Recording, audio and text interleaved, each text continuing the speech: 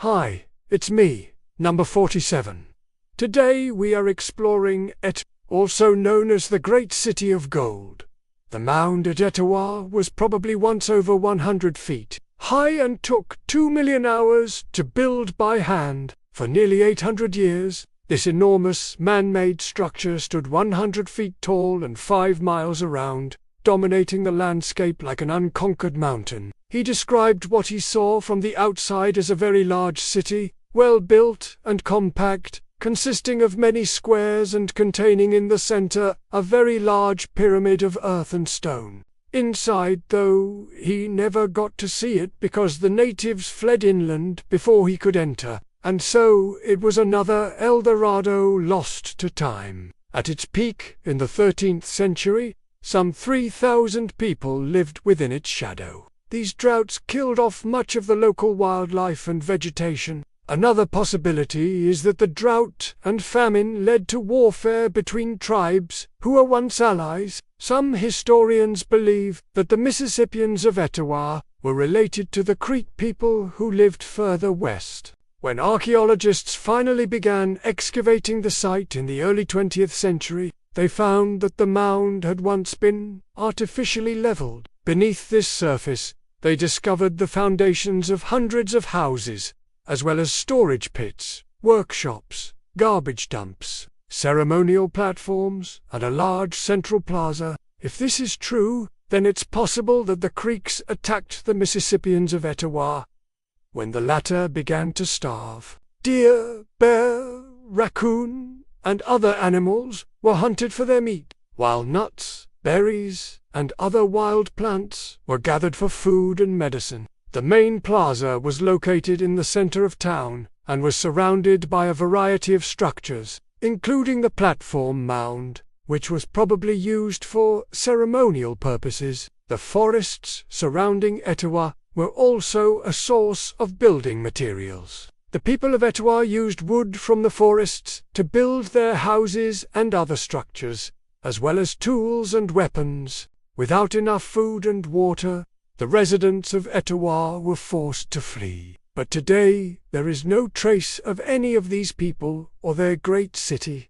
It is entirely gone. The chief or chiefs may have been hereditary, meaning that the position was passed down from father to son. The people of Etowah traded with other Mississippian cultures as well as with the people of the woodland period. They traded a variety of goods, including copper, axes, pottery, and other artifacts. The chief probably had the power to make laws and to lead the town in war. The people of Etowah were farmers, and their days were probably filled with planting, weeding, and harvesting crops. In addition to farming, the people of Etowah also hunted and gathered wild plants. Life in Etowah was probably challenging, but it was also rewarding. The people of Etowah lived in a beautiful part of the country, and they had a strong sense of community. Did the people here really build a great city of gold?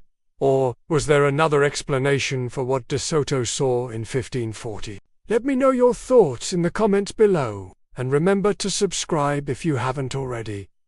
Thanks for watching, and may have been occupied by a single family or a group of related families. In addition to the houses, Etowah contained a variety of other structures, including storage pits, workshops, and garbage dumps. The plaza was probably used for a variety of public activities, including religious ceremonies, political meetings, and social gatherings. The people of Etowah disappeared sometime before 1540, when Hernando de Soto arrived in the area. One theory is that they were wiped out by a disease brought over from Europe. Another theory is that they were killed in a war with the Creek people. Still, another theory is that they simply moved away. Whatever happened to them, they left behind a rich legacy of material culture. He explored the region extensively, but he never found any trace of the people of Etowah. Visitors can explore the ruins of the ancient city and learn about the people who lived there.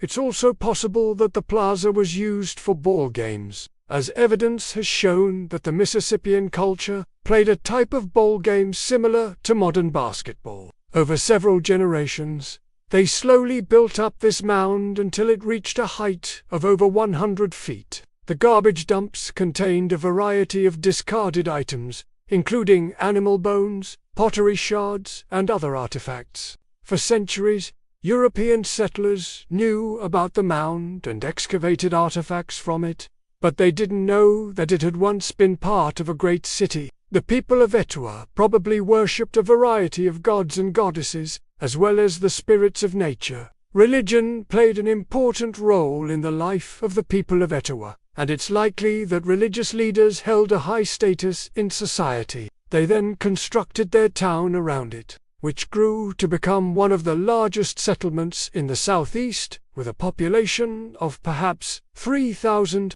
in addition to farming.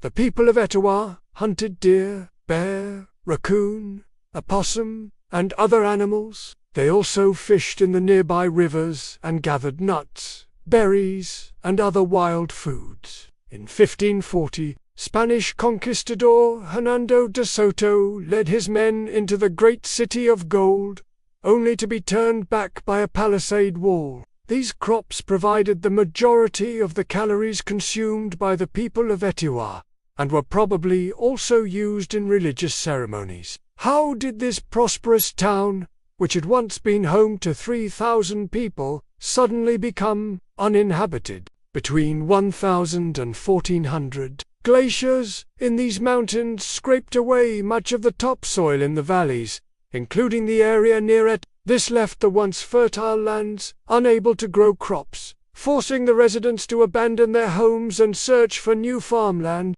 It's likely that the town was abandoned due to environmental factors. So what happened here? What led to the downfall of such a huge settlement that could only have been created by a massive workforce over a long period of time? Why did the civilization that created it disappear without a trace?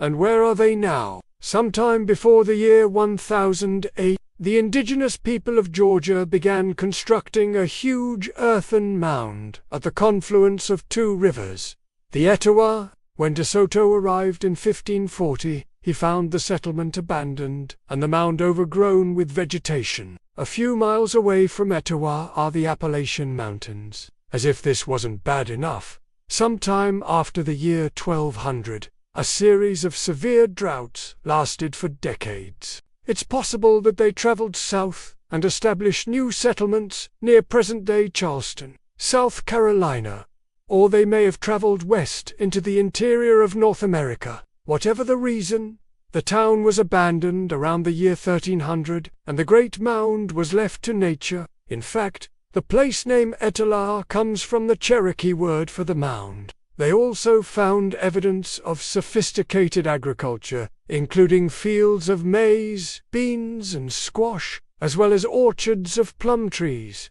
The economy of Etowah was based primarily on agriculture. The fertile soils of the floodplain supported large fields of maize, beans, and squash. In addition to farming, the people of Etowah hunted wild game and gathered wild plants. The town itself was laid out in a grid pattern with streets running north to south and east to west. The houses in Etowah were typically rectangular and made of wood and thatch. There were usually 2 or 3 rooms. The storage pits were probably used to store food, while the workshops were used for a variety of crafts, including pottery making, woodworking, and metal. One of the most interesting features of Etowah is the large central plaza. We don't know much about the religion of Etowah, but it's likely that it was polytheistic, and the political system of Etowah was probably similar to that of other Mississippian cultures.